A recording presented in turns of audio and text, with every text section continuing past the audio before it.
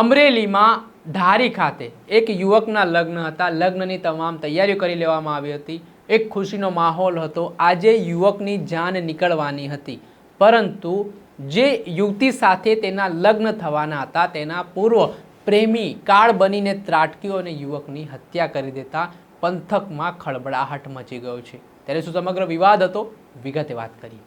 શું તમે અમદાવાદમાં ઘર લેવાનું વિચારી રહ્યા છો, ઘર શોધી રહ્યા છો, તો પછી ચિંતા મૂકી દો. શું કામ ચિંતા કરવાની જરૂરિયાત છે? કેમ કે અમદાવાદના પાલડી વિસ્તાર ખાતે સ્થિત ન્યૂ શારદા મંદિર રોડ પર આનંદ શિવ નામના એપાર્ટમેન્ટમાં એક ફ્લેટ વેચવાનું છે.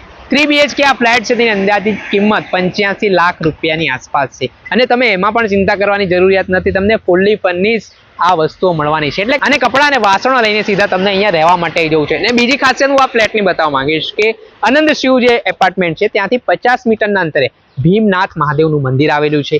50 મીટરની અંતરે શ્રેયાસ મેટ્રો સ્ટેશન પણ આવેલું છે. એટલું જ નહીં, ભીમનાથ મહાદેવ મંદિરની બાજુમાં જૈન મંદિર પણ આવેલું છે. એટલે તમે ધાર્મિક રીતે પણ જોડાયેલા હો, સાથે તમને હરવા ફરવાના શોખીન હો તો ખૂબ જ સુવર્ણ તક માનવામાં આવી રહી છે. એટલું જ નહીં, આ જે ફ્લેટની ખાસિયત એવી છે કે આમાં તમને 3 BHK ફ્લેટ તો મળશે, સાથે સાથે 60 વાર એક જગ્યા પણ છે તે આપવામાં આવશે.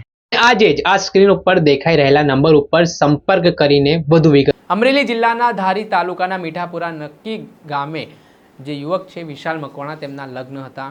લગ્નનો માહોલ હતો, ખુશીનો માહોલ હતો. આ જે યુવકની જાન છે તે ઉના તાલુકાના ધોકડવા ગામે જવાની હતી. તમામ પ્રકારની તૈયારીઓ કરી લેવામાં આવી હતી, પરંતુ આમાં જે યુવતી સાથે વિશાલ મકવાણાના લગ્ન થવાના હતા તે યુવતીના પૂર્વ પ્રેમીને આ વસ્તુ ગમી નહીં. તે પોતાના પ્રેમને ના પામી શક્યો, તો તેના કારણે તેણે આ વિશાલ મકવાણા નામના જે યુવક હતા તેમની હત્યા કરી દીધી. જેમાં આરોપી શોએબ શમા હોવાનું કહેવાય રહ્યું છે. શોએબ શમાના થોડાક સમય પહેલાં પ્રેમ સંબંધ હતા. આજે વિશાલ મકવાણાના જે ભવિષ્યના પત્ની હતા તેમની જોડે, ને તેને જ લઈને વિવાદ ચાલતો હતો. ને આમાં વિશાલ મકવાણા નામના યુવકને લોખંડની પાઇપ મારીને ગંભીર ઇજાઓ પહોંચાડીને હત્યા કરવામાં આવી. તેના ઘટનાના કારણે પરિવારમાં શોકનું મોજું ફરી વળ્યું છે. આ મામલે શું કહી રહ્યા છે હાલ મૃતક છે તેમના કાકા, તે સાંભળી લો. મોહનભાઈ મકવાણા, મીઠાપુર નક્કી. શું ઘટના બની? શરીરના ઘા ને માથામાં પાઇપ મારેલી અને હૃદય ઉપર ઘા કરેલા, મોઢા ઉપર ઘા કરેલા આ હીરા બનેલ છે. સરકાર પાસે મારે ન્યાય ખાતા પાસે લેવો. સરકારે બહુ મને ન્યાય દે. મારા દીકરા આ થઈ ગયું છે, આ ઘટના બની છે. કા એને ફાંસીની સજા, કા આજીવન જેલ પડી છે.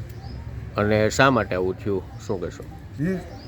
એના પરિવારમાં સહારવેલમાં છોકરી બાબતથી આ હતું ને મારો દીકરો નિર્દોષ આ કેસ બન્યો છે. છોકરાનું નામ શું છે? વિશાલભાઈ. આખું નામ? વિશાલભાઈ મુન્નાભાઈ મોહનભાઈ. વિશાલભાઈ મોહનભાઈ મકવાણા.